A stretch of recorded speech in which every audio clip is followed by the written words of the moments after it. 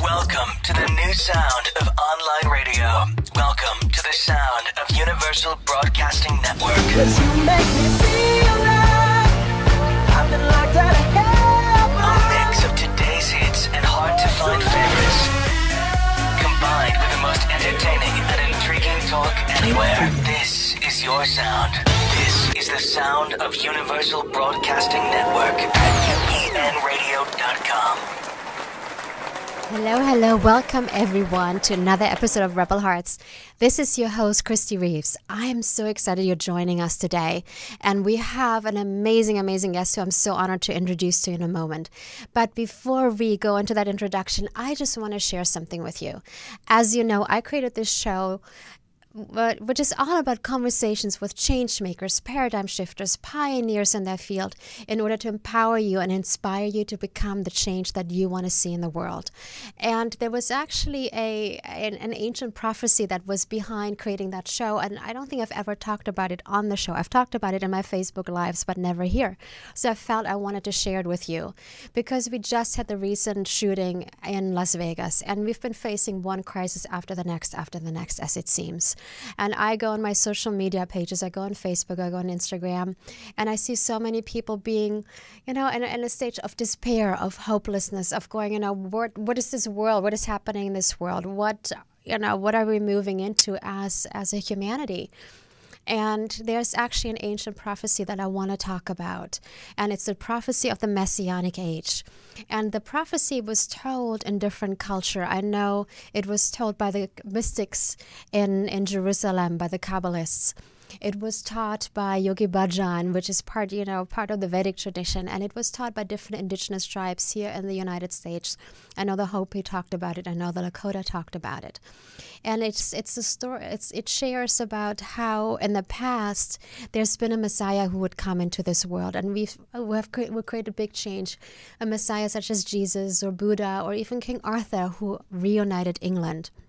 But in the past, it was always one person who would show up in order to bring forth that change, in order to, bring forth teachings. And what is happening right now, we are actually moving into what we call the Messianic age, where it's not just one person who is going to create that change, one person who is going to create transformation or bring wisdom or knowledge onto this planet, but where we are becoming our own Messiah, where we're really realizing how much power that we have and how each and every single person in this world has the capacity to be a Messiah, to create change, to create transformation for the better. So with everything that is going on in the world, I want to invite you to see what is it that you can do in your everyday life, in your work, to bring forth positive change. It doesn't have to be anything big. It can be just a random act of kindness towards a person. And I believe that one random act of kindness can turn into 1, into 10, into 1,000, into 1,000,000, and it can create that change that we're all so longing to have on this planet. So what is it that you can do to create that change into the world? And I believe that most of us are actually more powerful than we sometimes tend to believe. So having said all that, I'm actually so excited, and it is such perfect timing to introduce today's guest, because she has, in a way, changed her own destiny with everything that she has been doing. Our guest today is Mariel Hemingway, and we know her as an Academy Award-nominated actress, as the granddaughter of Ernest Hemingway, and she is also a best-selling author. And for several years now, she's been an advocate for mental health. And she's going to talk with us about how she's actually changed her own story and turned it around to create the life that she's living right now. So let us welcome Mariel Hemingway.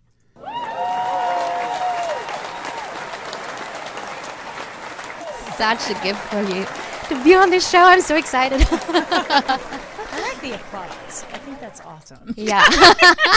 It's our welcome. It's coming from the heavens or somewhere. It's the heavens cheering you on. Here you go. All right. And, when I read your story, and, there's certain things that I knew about, but there is so much that, in a way, I feel you shifted in your life. Yes. And I actually want to start at the very beginning. Okay. I recently read your book, Invisible Girl. Oh, wow. And you talk about how you were facing many challenges as a kid with the relationship. A bit about that with us. Well, first of all, I think all of us as children love our home, love our family, because it's all we know. Yeah. So I love them desperately, but they definitely in retrospect, I was like, wow, they were a little bit unbalanced. But I grew up in Sun Valley, Idaho, and Ketchum, Idaho, which is a small town in Idaho. It's also a ski resort. It's beautiful. And I'm really grateful that I had that outdoors, that nature really was kind of my saving grace. But my family was, they were challenged emotionally. They were challenged mentally because, my father was the son of one of the greatest writers of the 21st century, Ernest Hemingway.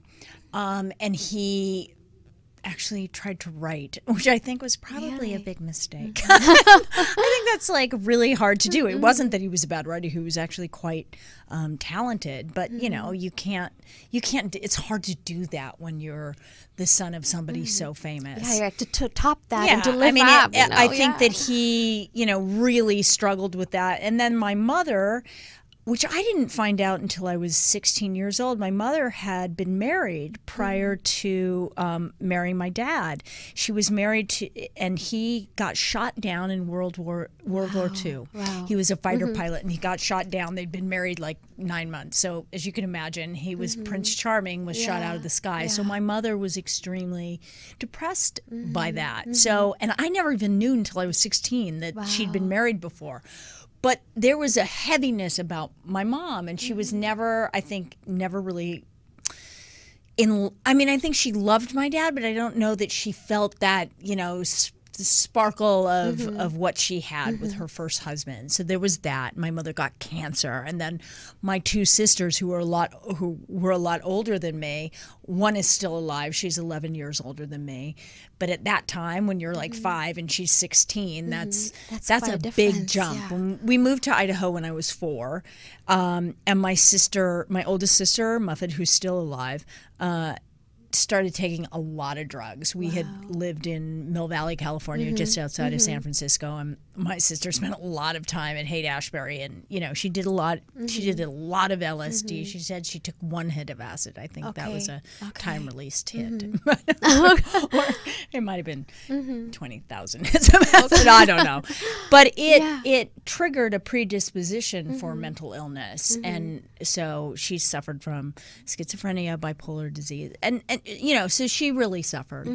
And then my middle sister, Margot, she really had a challenging time because I think being a middle sister, I think she was really disappointed when I showed up on the scene. Getting all the very attention late. of her, I was, 7 years younger than her, and she'd been the baby for a long time. Yeah. And I think when that position gets taken away, family dynamics are always challenging.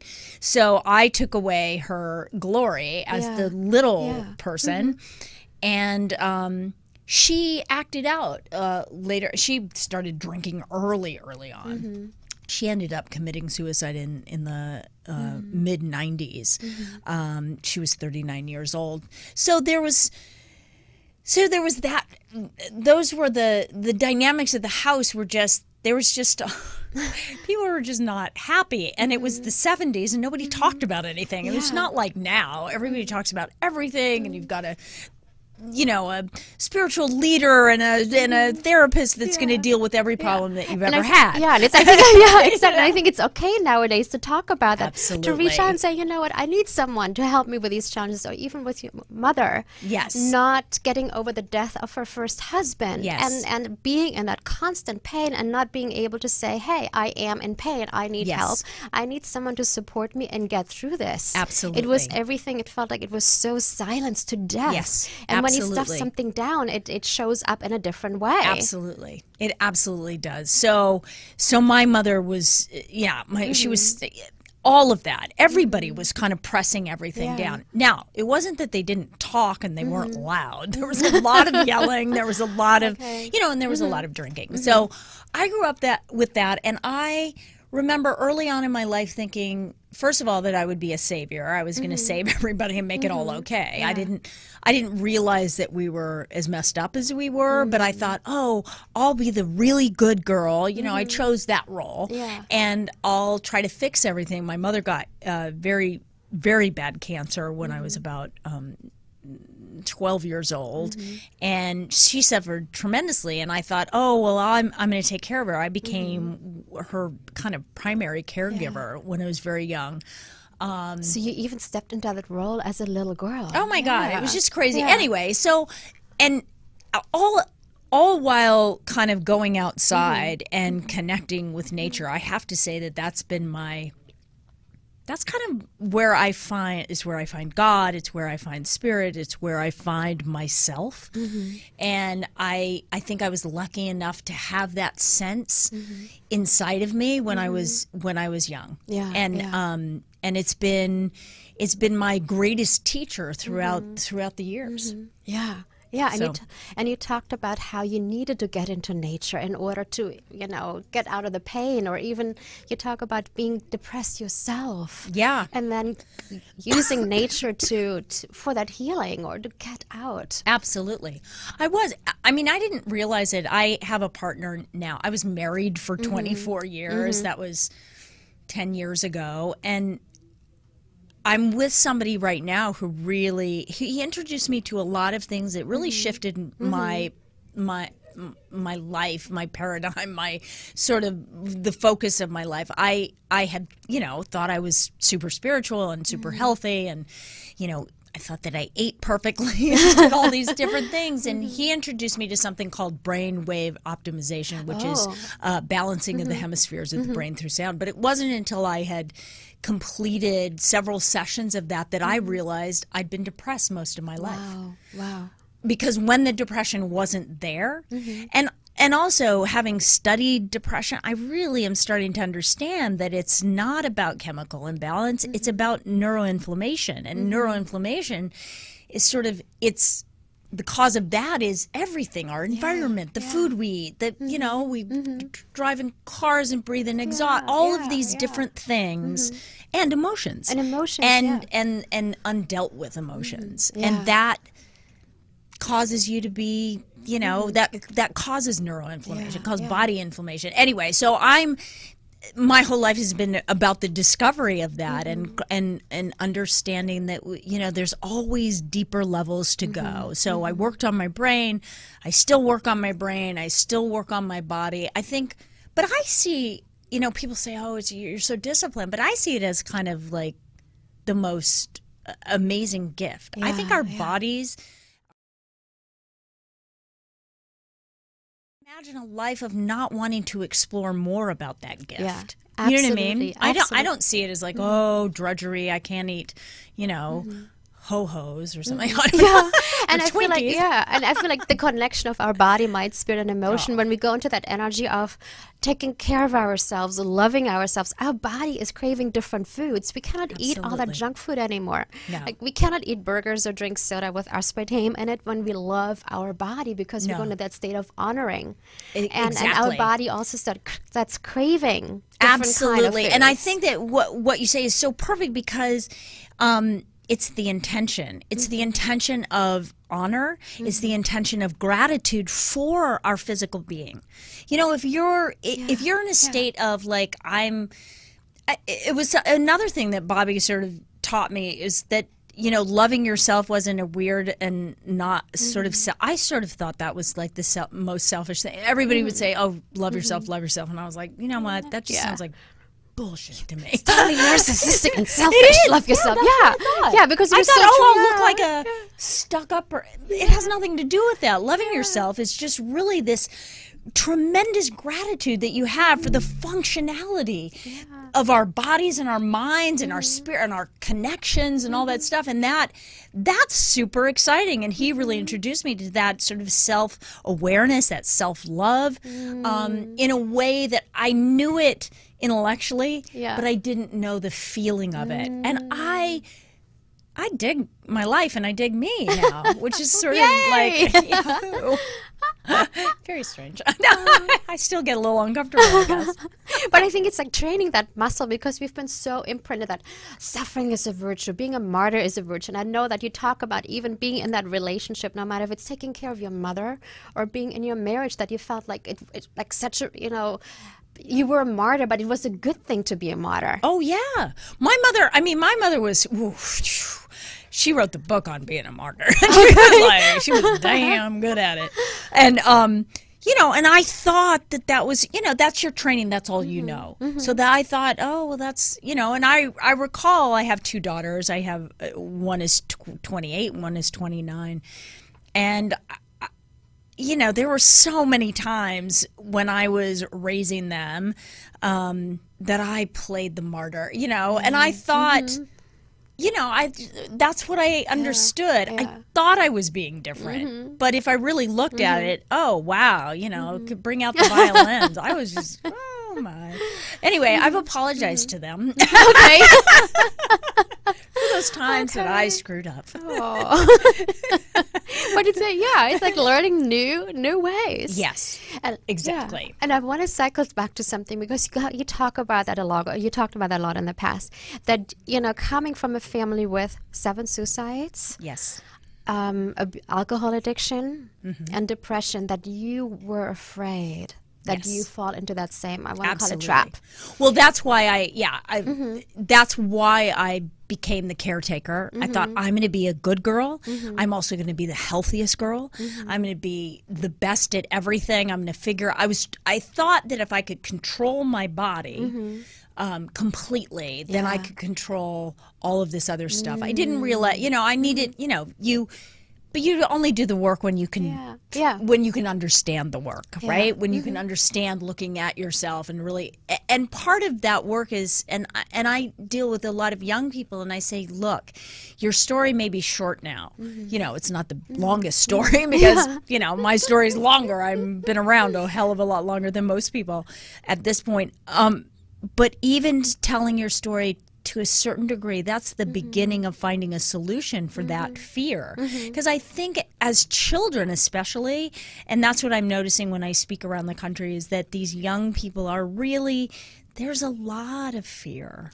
There's a lot of not knowing that life changes, not knowing that energy shifts, all of those things. And that's what it's been a journey my whole life to discover that I now know I'm not going to be depressed. I'm not going to be crazy. I'm not going to commit suicide. I know that. That's not who I am. But I could have been that had I not opened myself up to look at myself, to look at my life and kind of really open, like crank it open and look at the big, bad, and ugly. And I always say to people, when you look at the stories of our lives, they can't hurt you again. So there's really nothing to fear in looking back. And it doesn't mean you have to stay there, but to acknowledge what and where we've come from really is the beginning of sort of letting it go. Because then it just becomes words and a story and something that you can look at kind of as the side of yourself and go, wow, that's just not who I am anymore, right? Yeah, so. And I feel like, and I see that with you, and that's why I adore you so much for doing the work you're doing, because we're seeing sometimes our biggest pain can actually become our biggest gift once we turn it around. Well, who knew I would speak about mental health all over the place? I mean, if you had told me that 20 years ago, I would have been like, yeah, whatever. I mean, first of all, I was terrified to speak in front of people. Now you can't get me to shut up. But, I mean, I just find it's liberating for me personally.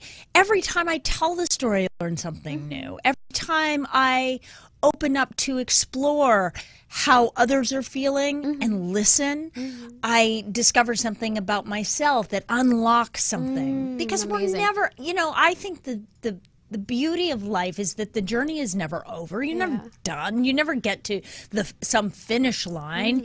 Even death isn't the end. It's kind of all re-beginnings. And I did a lot of years of yoga. That was a big thing, and that taught me a lot about, you know, sort of breath, and how with each inhale I feel like it's a birth, and with the exhale you get to die to the moments that were behind you. I love that. And I just, you know, I love the journey. I really love life now, and it's kind of crazy. It's amazing. It's amazing. Maybe we're not the crazy ones. Everyone else is. There you go. Now, this is a double question. So was there a time in your life where you went like, okay, this is what's been happening in my family. I can see these patterns, and I need to make a change, and this is how I'm going to change it, where like literally a light bulb went on and you go like, okay, I need to find a solution. These are my first steps towards that solution. Well, you know, apparently I'm a very slow learner, so I don't know that I had like one epiphany that said, this is what I need to do. I think that I have been very guided in my life. I think that I've been very protected. I mean, I used to pray. We weren't a particularly religious family. We were kind of very waspy, so we went to church and like Easter and Christmas. But prayer and God and my connection to spirit, I mean, I didn't know what to call it at that time, was very strong in me. So I used to pray and really like envision like the life that I wanted to have. Or you know, to get out of a feeling of discomfort or a feeling of depression. I probably didn't even know that I was depressed, but so that was, those tools unfolded into deeper tools. You know, I took up yoga in my early 20s, and I've done yoga for way too long. Jesus, Christmas. Wow. That's really good. Yeah, that's really good. I've been doing yoga a long time. Yeah. And you've done yoga DVDs. Yes, I've done yoga DVDs and meditation, you know, opened my eyes to so many things. I followed Paramahansa Yogananda. I followed a lot of gurus and people and this and that, and you know, holistic doctors and things, you know, looking for solutions outside myself. And it wasn't, it didn't take me that long to figure out, oh, these solutions lie within. You know, it's like you started the show. It's like, be the change you want to see. It all starts with you. I mean, if you want your environment to change, if you want to see more love in your life, be more loving. If you want to, you know, if you want to see more health, more goodness, better everything, do it with yourself, you know? Make different choices. Yeah. So. I love that. Thank you. And you know, I had the honor of seeing the amazing Bruce Lipton a couple of weeks ago. Oh wow! He was live at Agape, and he talked about, you know, I love epigenetics and what it teaches us. Absolutely. And in a way, you know, our genes are informed with the memories of our ancestors. Yes. And it seems like for you, there is so much that you did in the past and that you're doing every day with routines that you do, or the way you're setting up your life, that has really changed the epigenetics of your own lineage. I totally believe that you can with awareness. Yeah. I believe that we can rewrite the blueprint of our lives. But it takes repetition. It takes good choices every single day, whatever those good choices are for you, because my good choices may not be somebody else's good choices because of my whole epigenetic, you know, makeup and my history, all of this, you know, means that I have to be specific with me. And what I try to, I'm a big fan of Bruce Lipton as well. I actually interviewed him. I was working for Spiritual Cinema Circle, and I used to do the interviews to all the amazing, you know, Wayne Dyer. I got to interview Bruce and many other people. Anyway, it was very cool to just see that perspective. But you know, I think that all of us laymen, us smaller people that are not, you know, having these incredible genius ideas, have the ability to create the life we want. We really do. We get to say, we get to be in power. It took me so many years to figure out that I was powerful and that I had the ability to do anything that I wanted to do in my life. And that's still unfolding. But I enjoy the journey. And I think that everybody needs to know that that is something that they can have. Yeah. It's not just for, those people over there that do that and eat that way or do whatever, because everybody's blueprint's different and everybody will have a different solution to their own issues in life and all that stuff. So would you share some Mariel tools that you apply to your own life to get you into that space of, happiness?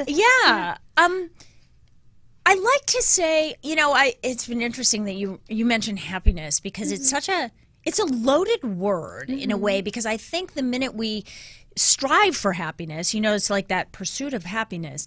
When you're on the pursuit of happiness, there's always there might be a slight disappointment that you can't get to happiness. So I it's not that I'm not looking for happiness, but what I am setting myself up for is inner peace, to sit in the present moment and to know that it is perfect. And in that perfect present moment, there may be problems in that present moment. We never know.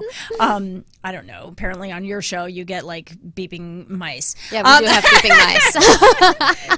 And light bulbs popping. You just never know. You just never know what's going to pop up. But if you can stay present to the moment, there is joy. And I think there's joy and inner peace in that.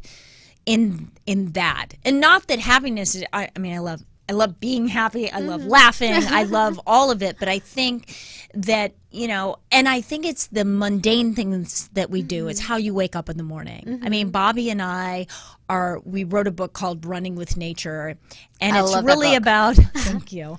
It's really about how do we do life? Yeah. How do you wake up in the morning? Do you sit in bed? Bobby has created this whole like stretching in bed before you wake up. Amazing. Like, because we've been sitting on the bed and all of our blood has pooled into one place. And, as people get older, they make the mistake of jumping out of bed. Anyway, so do you take time to breathe and connect and did you set your alarm a little bit earlier so you didn't have to jump out of bed and like do this crazy mad dash to, so that you can get ready for work? How do you make your coffee or tea in the morning? Do you do it slowly? Do you do it mindfully? We are so fortunate to live on the top of a mountain and overlook the ocean that I have to like knock this formica, which might be wood somewhere. Anyway, I just think because we go outside on the porch every single day that there is sun, and we watch the sunrise. That's and we meditate and we breathe. I do Wim Hof breathing. I don't know if you've heard of that. It's like this deep kind of, it almost is like hyperventilating. You do 30 repetitions of inhales and exhales, and then you hold your breath out for as long as you can, and then you inhale for 15 seconds, and then you do several seconds. So I do that, and then I meditate for, 10 to 30 minutes, just depending on how much focus I need. And I just create an environment around my body and inside my body and inside my home and in my animals and in my partner and my daughters and all the people that I care about. And I show gratitude. And I think that's really huge. Mornings, I think, are really a time to set the template for your day, for your life, but at least for that day, so that you can walk a path. And it doesn't mean that, shit doesn't happen. Yeah. It does. But it just means that, and it's kind of like Pema Chodron, who is a wonderful Buddhist teacher, talks about this. It's just this mindfulness, this way of looking at it and just observing it. And it doesn't mean that you have to plan or do anything, but it will keep you kind of detached from a reaction. Yeah. Because, Bobby and I like to say, let's respond, not react. And when you respond, response holds space. Yeah. It gives, it gives a breath to having, to responding to something. Yeah. Something happens, and if you take a breath, you can respond. Yeah. And that is in the present moment. Sometimes reactions, even though I spent a lifetime of being an actor, reactions are very good, but sometimes reactions are quick. They're triggers, and they're emotional, and they're fired up, and they come from a different place. Yeah. But And you needed that tension to be on that screen. Exactly. Which is great. I mean, I'm not going to give that up.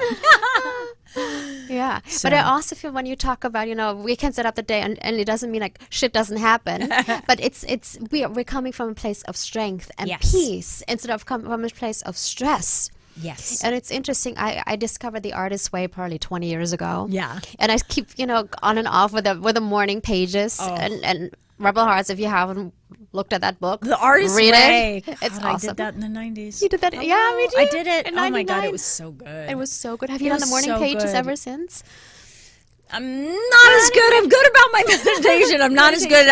But, that's such a reminder. I do them periodically. Yeah. It is so profound. Powerful. Yeah. It's so profound. Even if you just write dumb ass stuff for 3 bits. Sometimes I'm like, oh my God, I have nothing to say. And then all of a sudden you're like, well, actually, they're profound. I actually wrote Invisible Girl, the book that you read, which is my childhood from my childhood eyes.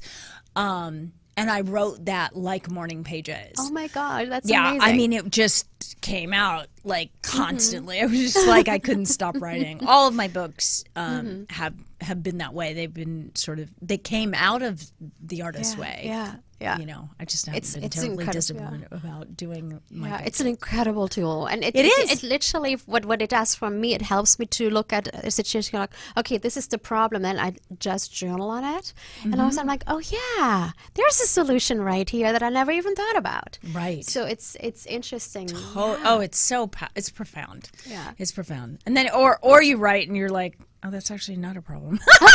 Yeah, with that done. Oh, I totally made that up. No, wait, I gotta read that again. Love it. Now, in your journey, from what we talked about growing up and then having your own daughters, what are some of the things that you're teaching your daughters or that you taught your daughters in the past? Oh, that's an interesting one. I don't know that you ever really. It's hard to teach your children anything. It's the way that you show up in the in your life, And I didn't always show up perfectly. That's for sure. But I think that you try to show that you have compassion. You try to show that that your body is a temple and that you should take care of it. They're amazing girls, and they, one of my youngest, Langley, is an incredible artist. Langley Fox, she's just this amazing artist, and my and she, they both have.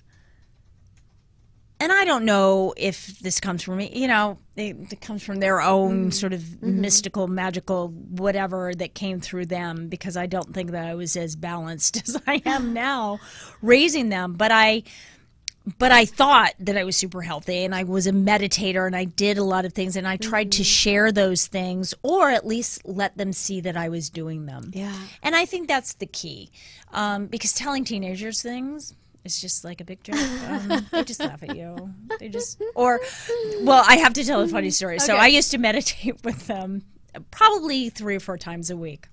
You meditate with your kids? Yeah. Well, it sounds awesome until you realize how ridiculously not cool it was. So I would meditate, and I would thought, oh, my kids are so awesome. And apparently, I found out on one Mother's Day that they would come really super close to my face and like make horrible faces while you're meditating. Yeah. They were like, they told me they never meditated. They're like, oh, let Mom close her eyes. We'll do our thing over here for 15 minutes. What? I thought I had the most genius, amazing, spiritually balanced children. And they were just like every other goddamn kid. was sugar cereal stashed under the bed, so I failed. Oh no.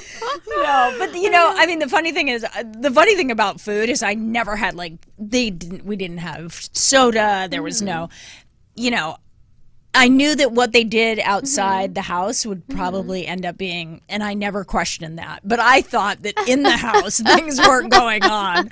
And one day I cleaned Dree's room. She's my oldest. I cleaned her room and I was like, holy shit. I mean, cereal this was bad for you stuff. And I wondered why she was so hyper. It's like, I give her good food. Shouldn't happen. We meditate. Yeah. We meditate. We only get one sugar snack a day. Anyway, well, she had it all night long, apparently. Kids. That's kids. So sweet. And have you found with your own personal shifts and changes, even when you talked about really finally going to that place, it's okay to love myself. Yes. Do you feel like your kids are changing too, or it's affecting them? I mean, they're very, they're much more introspective. They came from a family that talked about things. They're searching, but in the right way. Like when they write me something, or, we'll have those really wonderful, really connected conversations. 'Cause now they're women. They're like my friends. That's profound. It's profound to hear their perspective on stuff that you went through at the time that they were going through it, or maybe much later, and just watching their process. And their process is different than my process was. My process was far more fear-based. I was very scared because of my family being so mentally challenged. I was terrified I would end up like that I would become an addict. I never drank. I never did anything what I thought wasn't bad for me. A lot of my choices were probably not that good for me, but I thought they were. But their choices are far more, they're more balanced, and I see them working their stuff out, and I know, I may think that I know the right way to go, but there's no telling, because I just remember what it was like to be their age, and they're 28 and 29. I remember that age. I remember the journey. I think they're doing an incredible job at just figuring their stuff out in relationship, in life, and how their bodies move. They're incredible. They're really beautiful, and they're really talented, and they're very bright. And, I like watching the journey unfold for them. That's what's nice as a parent, when you become less of a parent and more of a friend, but you're always a parent. Yeah. Just so you know, Langley, you're always my baby. Dree, you're always a baby. It's all good. And I thought it was so beautiful. I just watched your documentary, Running from Crazy. Yes. And there were such beautiful scenes with your girls where I felt like it was such an honesty between you and each individual one. Yes. And I just thought it was just absolutely incredible. Yeah. It was, that was pretty profound. Dree was giving me a hard time. I was like, okay. But she's right, And that's what kids, when they are given the ability to share and be open and clear, that's what they do. They challenge you on your what you think is right, or what you've done, or and also in the places where you have blind spots. I think kids can see your blind spots. Yeah. So. Yeah, and I think you talked about that somewhere, and I can't remember where it was, to see your family in general as a mirror. Yeah. And to go, okay, what is that mirror showing me? What is it telling me? What is it within me where I might have to love more? Yeah. Love myself, love others. Absolutely. Well, I think everybody is a mirror, but family is so incredibly that, because, they're a part of you, so they are going to mirror behaviors that they grew up with. I mean, that's just a given. Like when you're raising kids and you see oh my God, I'm being my mom. Oh my God, what am I doing? And they, I see that in them. They will mirror stuff, and I truly believe that we are so blessed to have family in our lives because they really are our teachers. You know, there's so many teachers we have in our life, but you know, our family is really, they're very key. They press buttons, they do things, they challenge you on so many levels. It's a wonderful experience. It can be a scary experience too. But what's so beautiful, and I see that in my own work, because I've done so much unconscious and conscious beliefs work and family constellation work and all these things, and then my cousin got into it and my mom did it and my dad did it, and it was so interesting because I have a really loving family, but there's always some kind of triggers that come up, and by me looking at it and saying, you know what, this is the trigger that is showing up, no matter if it's my dad or my mom, and resolving it and looking at, okay, what is it showing me? What is the lesson in it? What is the learning? What am I being reflected back? And taking care of that, my whole family started changing. Oh yeah, it's just there's like no it's so question. Amazing how, especially if your blood, someone who's connected to your DNA, your bloodline, how they can change by you becoming that change. Well, I think that's absolutely key. I mean, there's always somebody in a family that says the buck stops here. I don't want this to go on. It's not that we're horrible people, but like for me to think that legacy of suicide and mental illness and addiction has to go on, I say no. It doesn't have to.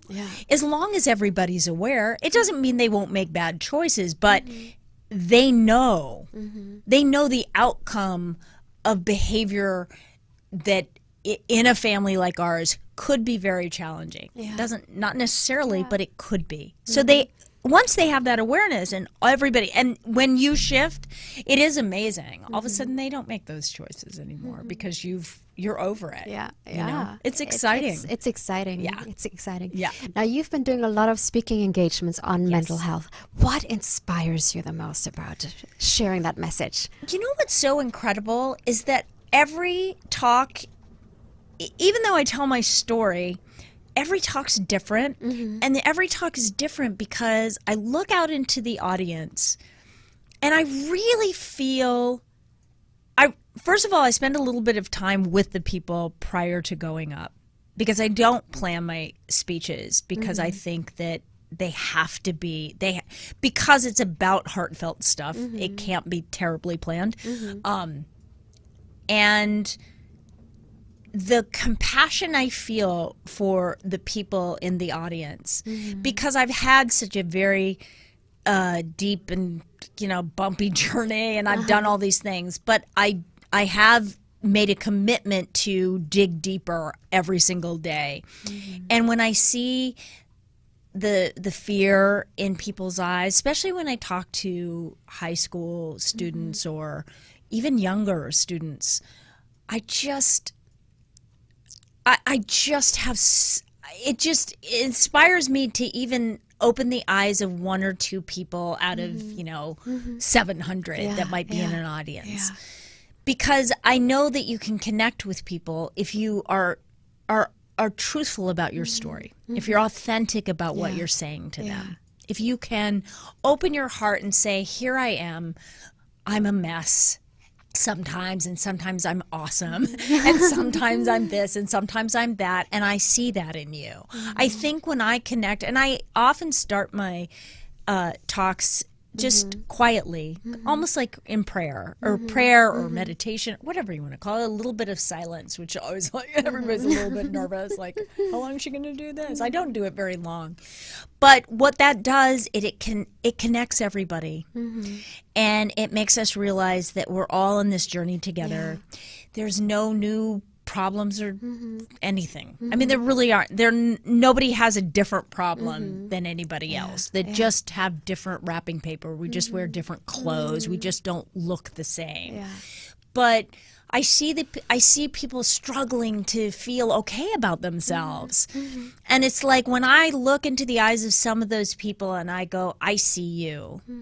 I hear you. Even though I'm up here speaking, I actually feel you. And that's what is incredibly inspiring. And it's not that I'm doing anything for them, but I awaken in them what they didn't know existed, which was great health, peace of mind, joy, love, acceptance, all of those things lie within every one of us. They're already there. Yeah. They just don't know they're there, you know? And it's the history, it's the genetics, it's all this stuff that gets piled on. We think we're horrible. And we're not. Yeah, because we've been told you are not good enough, or, Right. you know, whatever it is, our constant imprinting from our environment. Exactly. And then, you know, with the whole social media nowadays, the comparison, and you have to look a certain way, or you have to act a certain way. You have to have so many followers on Instagram. Yeah. I know. Yeah. I mean, I think kids really have it rough. I mean, I thought our child was rough. Mine was earlier than yours, but they really, I mean, it's so not, I mean, like, come on. I often will get up and I'll go, just so you know, nobody posts an ugly picture of themselves. Everybody's finding, you know, like, and nobody's really like that, or whatever. It doesn't really matter, but it's just, as long as you can keep perspective, it's super fun. I do it. We all do it. It's a great way to share. I only share what's beautiful. I refuse to share, like, my problem, my days where I'm not happy. It's like, I don't get that. I only share what I think is going to be uplifting and beautiful. And I actually think other people should do the same. But at the same time, I think that kids really have to have an education about what social media really means. That it's not reality. Yeah. It's wonderful. It's a way to learn more things about the world, but it's not real connection. Yeah. It just really isn't. And the people are so much more lonely than even when I grew up. Yeah. You know, Bobby and I often talk about this. We have a landline phone with like a funky old twisted cord, right? We walk around the kitchen with our big old cord, and, you know, just like we did when we were childhood, because, you know, back in the 70s when we were growing up, you know, if somebody called you on a Tuesday evening and you were, you know, outside playing soccer, your mom took a note, and you may call them back, you know, it's summer, you may call them back that night, but probably not. You might call him back on Saturday, you know, and nobody gets upset because, you know, because that's just the reality. Now we're so programmed that it's almost like we're constantly performing. We have to show up when people want us. We have to be immediately accessible. And I think that that's really tough. I think that it's why kids are so challenged, mentally challenged now. You know, they've got ADHD, they've got ADD, they've got you know, and all these things, which I actually don't think exist. I think that it's more about poor lifestyle choices, and you know, and it's not their fault, but it's just a lot of assault on the body, the mind, and the spirit. And I think that we have to pull back sometimes. Yeah.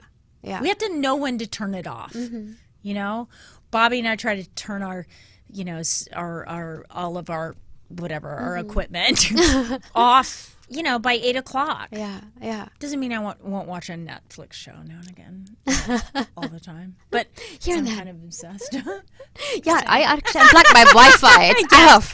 Yeah. Right. Yeah. It feels. And what a difference when you unplug the Wi-Fi. Sometimes we'll even do the entire power on the house. Talk about quiet. If you really want to know what silence is, turn all your stuff off.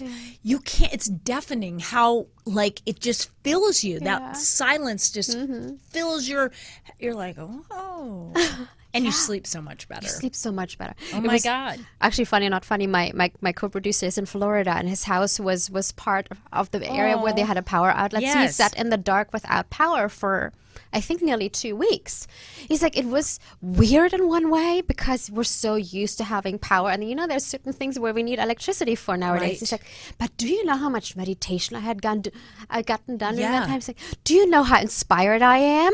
And I've done this and this and this and that. He's like, I really went into this state of endless creativity, and I could. Absolutely. And it was just flowing through me, not being constantly influenced by computers, social media, and this and this and that. He's like, it was brilliant to have a power out for 2 weeks. Oh my God. Yeah. The times that I forget my phone, I'm like, you know, you first are like, oh God, and then you're like, wait a second. nobody's calling me. Yeah. I don't have to get back to anybody. Damn, Yeah. this is not. I mean, I actually look forward to being on a plane, except that now they've got Wi-Fi because you can't possibly go without it for even 4 hours. But I, like the phone is off. Yeah. Mine doesn't work very well, even if you could connect it. And it's just, it's those times that you get to. That's what a great time to write. But I think creativity comes through you much more easily when you don't have the onslaught of actually those waves at you. I think it's just good to be mindful of when you have it on, when you enjoy the brilliance of it, and when you turn it off, because you need to just be with you. Exactly. And allow what information is out there in the universe to come to you. I love that. Oh, that's beautiful. Thank you. Well, I'm looking at the time and we're getting close to having to wrap it up. And we have 5 more minutes. Woohoo! Good. Woohoo! So I wanted to talk to you a little bit more about what you wrote in your book, Running with Nature with Bobby, because there were so many wonderful practices. Yeah. And maybe there's 1 or 2 things that you can share with us, to get us into a space of Well, Bobby has a total, he has a very, so we wrote this book, it's called Running with Nature, and it's really about, a male-female perspective on how to do life, how to get up in the morning, drink water, breathe, meditate, go jump in the ocean. We do cold plunges. We're big into the water. We were in Idaho all summer. It's a gorgeous state. It's where I grew up, obviously. Really love it, but there are a lot of rivers and a lot of lakes, and we did cold plunges every single day, and just getting an ice go. It's in my movie too. I saw it when you were in the glacier water. It is so exhilarating. Yeah. There's something about it. It makes you feel so alive. It's like everything tightens up and you just feel awake and alive. So Bobby, because we are so passionate about this habit that we have, we went to a Sears outlet and got a beat up freezer. And we brought it home, and and it was no money because it was bashed in on the back, like it was a whatever. So we bought it for like $500, huge, big ass freezer. And he put wood around it. So he put wood around it. I stained it, and so we have this beautiful. It looks like a wood box. It looks like a kind of elongated hot tub, but you open it up. We put water in it, and we turn the freezer on, and it gets so cold.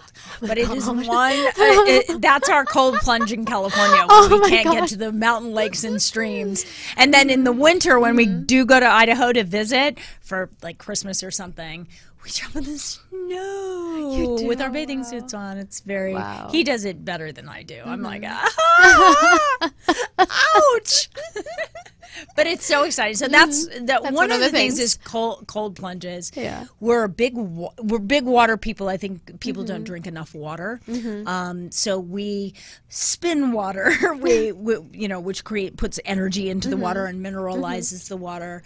We drink all different kinds of water. There's a wonderful company in Sun Valley called Viken, and they actually they want to be all around the country, where they come into municipal water systems, and what they do is they have a machine you can literally, it's a filter in businesses, so it filters out all the bad stuff, and you can oxygenate the water or ionize the water, and it's it's really good. So tap water becomes, and then there's less plastic. They're trying to eliminate plastic. A good friend of mine owns that company, and so water is just a big deal in our lives. Water. Food. We love food. Yeah. Food is good. I know. We love to cook. We love to cook. We're kind of paleo, but we're really just about real food. And organic. People don't eat. I mean, people just don't eat real food anymore. And it's kind of shocking how many people don't realize it affects. Because my thing is the brain and mental health.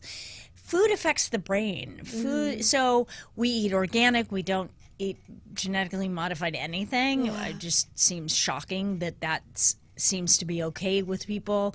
We eat a ton of vegetables, but and if we eat animal protein, it can't be abused. Yeah. I was vegan for many, many years, and I loved the idea of being vegan, but it actually, for me, was not the best for my health. So I was like, how do I do this, and how do I do it ethically? So, and there is a way to do it. Grass-fed, grass-finished. You know, we used to have chickens. We don't have them right now because we spent so much time away during the summer. But, you know, getting fresh eggs, going to farmers markets. I think that food is, you know, it's a way that we express ourselves. You know, it's a way to be creative. It's a way to be artistic. And I think that people have a misconception about healthy food not being fun or not being delicious. And I think so you're good. completely wrong because we just love. We figure out ways to make it so amazing that we're never deprived. People will come over and they'll have, you know, we'll do raw cream from the Amish, and we'll make whipped cream, and then we'll put raw honey in that, and then we'll put that over berries, and people are like, what? Or we'll do it with coconut cream if we're not doing dairy. You know, but we eat only raw dairy coming from very, very small farms, usually from the Amish, and they know how to do dairy, and it's all organic and all that stuff. Because once you pasteurize dairy, it takes out the enzymes and the bacteria needed to digest it. So even if it's organic, it's just sugar in the body. So, you know, so we're really mindful. We love food so much that we're always like, how can we get...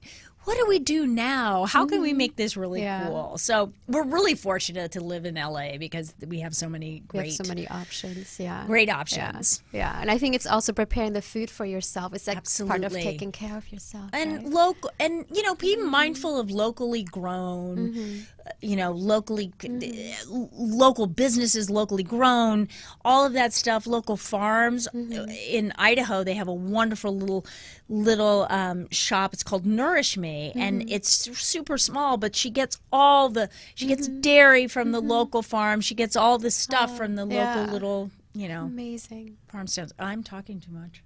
No, you're not. Wait a second. I think I'm before we wrap up, do you have a final Rebel Hearts message for us? Not to put you on the spot over here. A Rebel Hearts message. Well, what have previous Rebel Hearts messages been? Just like something that you want to share that's like been on your heart, or something that you feel inspires you that you want to share as an inspiration for others. Well, you know, I guess it'll probably be redundant because I probably said it 1,000 times during this time together. But I believe that, you know, living presently, trying to find a way to be okay with yourself right now, to accept kind of, it's old and used, but accept what is. You know, we are who we are in this moment. And we can also, we're always one choice away from being healthier and happier and more connected. That's all it is. So it really is intention. It is perception, and it's also really making a choice to be the best you can be is a every moment choice that you can do. And we can all, you know, like people will say, oh, it's so hard to eat better. And I'm like, actually, it's not. All you have to do is the next meal you have, you just make a better choice. You don't have to beat yourself up for not doing what you think is right. Just this next choice that you make, whether it's the next thought that you have is a better thought or a kinder thought or a more compassionate thought, those are the kinds of things that like run through my head. How can I be a little bit more conscious, more aware? Not all the time. Sometimes I'm just a raving lunatic like everybody out on the freeway on the 101. Yeah. Oh, no. I think that was a beautiful closing message. Thank you so much for being here today. I so appreciate all the wisdom you shared with us and your beautiful energy. Thank you, Mariel. Thank you for having me. Thank you.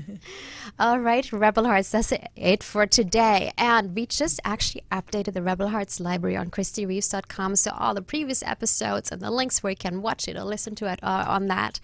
And next week, we'll be back at 3 p.m. Pacific with the people behind the documentary Heal that is coming out here in Santa Monica in a couple of weeks. It's already airing in a couple of theaters around the United States. So, and if you like this show, go on iTunes, leave us a 5-star ratings and review, and we would appreciate that. And otherwise, we'll see you next week at 3 o'clock. And remember to rebel on. Shows that make you laugh. Shows that make you think. Music that moves you. It could only be one place. Universal Broadcasting Network. Tune in at ubnradio.com.